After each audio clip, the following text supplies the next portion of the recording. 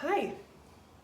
So I'm getting ready to go out for the evening, and I thought I'm going to pin my hair up, and I thought, why not make a little tutorial for you? So, starting with dirty hair when you pin up your hair is going to be just easier for those pins to stick and whatnot. One thing about Bobby Pin 101 is that you want to place the pin flat on your head.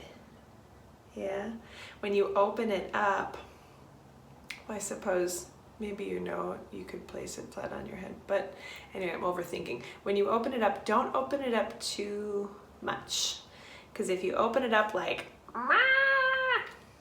all that, you weaken the pin.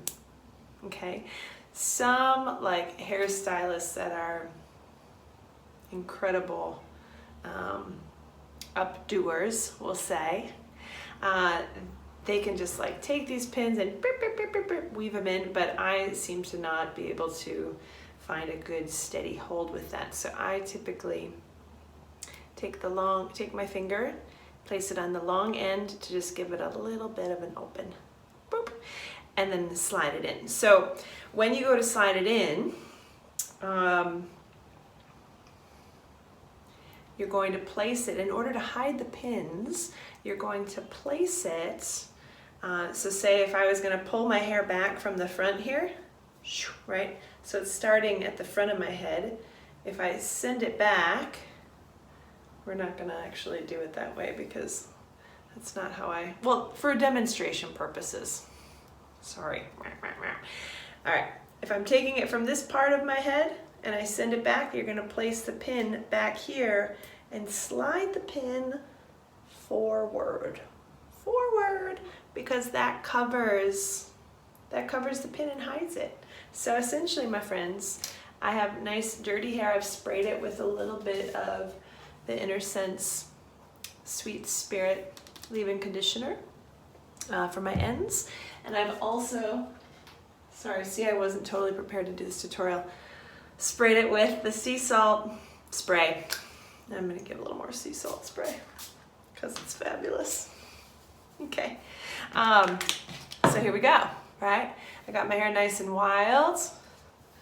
Sometimes it helps if you back comb your hair. If you take it, hold up a section, place the comb behind the hair, down to help give it the lift. Because my hair is a little dirty today, I don't need to back comb it. So what I normally do is I'll shake it up and just kind of see where I want to place the hair. I'm like, oh, does this want to live over here? Do I want to create that look? Like that? No. I want it more this way. Yeah?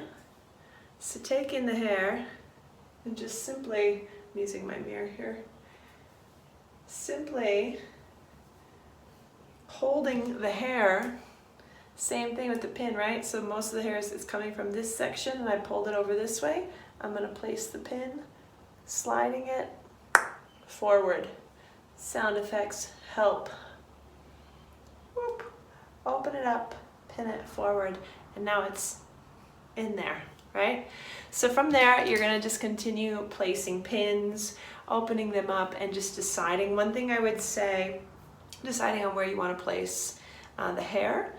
One thing I would say is that don't think about it too much. Like oftentimes, especially for my curly girls out there, if you just take the hair, pin it, or hold it, rather, hold it and say, oh, do I like how this looks? Yeah, something like that. Okay, cool. Now because again, I pulled it from this section, I'm going to place the pin behind and forward. Okay, so hopefully you're getting some hot tips during this tutorial. I know it's not, like I said, it was on a whim, spontaneous, right? But I think that it'll help. Just these couple little tips, tricks of the trade. I don't think I'm going to leave it like this, but I'm just showing you. If I then pull it from the back, right?